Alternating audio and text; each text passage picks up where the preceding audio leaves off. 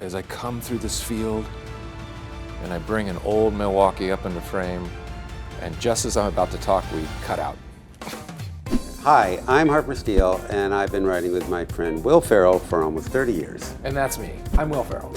And I've been writing with Harper Steele for almost 30 years. Netflix is a joke. I'm not saying that. No, I understand it kind that. of is. It is. Asked us to talk about our history writing comedy together, so we thought we would break it down. Let's break it down. Hey, Okay. let's do it. Let's do it.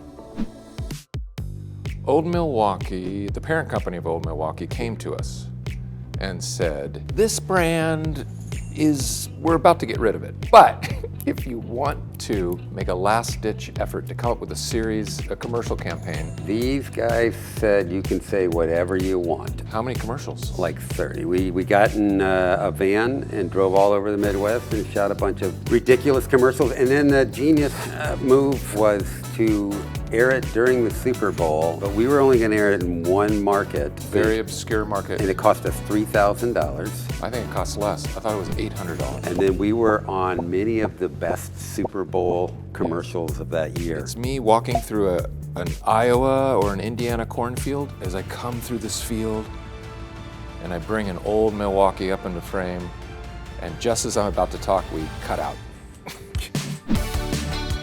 I think the only reason why they did that movie is for marketing purposes.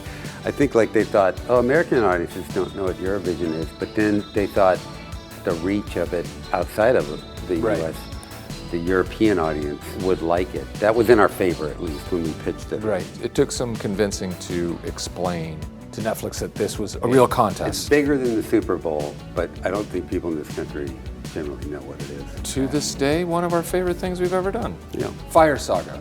Fire Saga. Well, for the most part at SNL, I had a job, and at Funny or Die, I goofed off and didn't do anything. So Harper is selling herself short.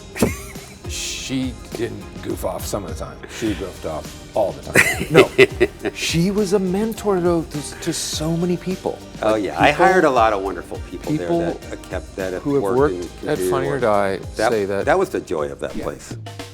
We barely wrote together. I mean, I never wrote with anyone. I wrote by myself. I wrote sketches, a lot of sketches for Will. My last year on the show, though, Harper would start a sketch and I would finish it. So she'd hand me 5 pages of a sketch and then I would have to finish, and vice versa. And I don't think those ever made it.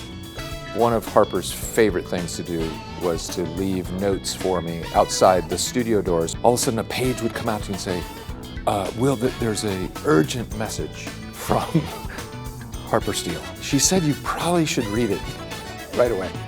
So I'd go to the page desk and they'd be taped on and you'd open the message and it would just say, don't blow this sketch. That was the note. That was the note. But he's right though. So we both have a kind of we both write with that in mind. It's like, we will blow the sketch. We know that it's gonna be bad.